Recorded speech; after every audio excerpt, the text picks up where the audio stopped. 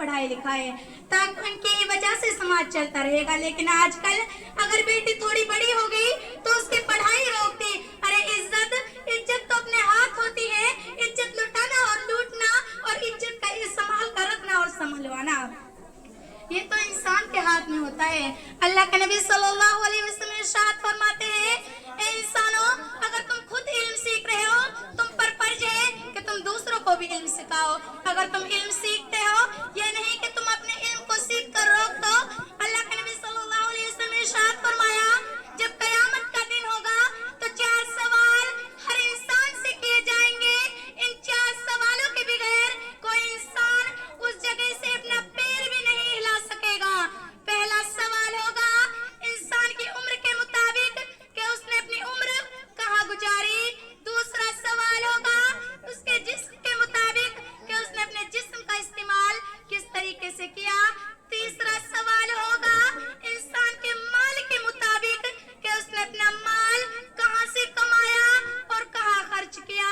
चौथा सवाल होगा उसके इल्म के मुताबिक कि उसने कहाँ से पढ़ा और कितना पढ़ा और फिर कितना किसी और को सुनाया और कितने पर अमल किया।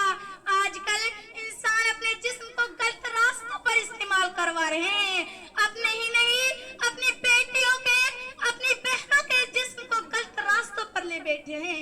आजकल इंसान अपनी बेटियों की इज्जत उठाने में मशगूल है। आजकल इंसान अपनी बेटियों की इज्जत को नहीं समझ पा रहे हैं। आजकल इंसान हराम के पैसे खा और खवा रहे हैं। आजकल इंसान इल्म सीखना तो क्या, सिखलाने में भी मजबूर है। वो चाहते हैं कि हम नहीं पढ़े तो कोई और क्या पढ़ सके। आजकल इंसान हर चीज से महफूज रह रहे हैं। ए मेरे बहन और भाइयों, सबसे जरूरी हमारे लिए इल्म है। गालियों से महफूज रहना, झूठों से महफूज रहना और इज्जत को अपने संभाले रखना।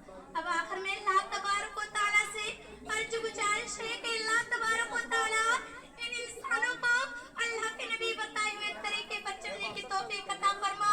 हम सबको गाली जैसे खतरनाक गुनाह से महफूज रखने की तौफीक अता फरमा और हम सबको माँ और बहनों की इज्जत को महफूज रखने की तौफीक अता फरमा।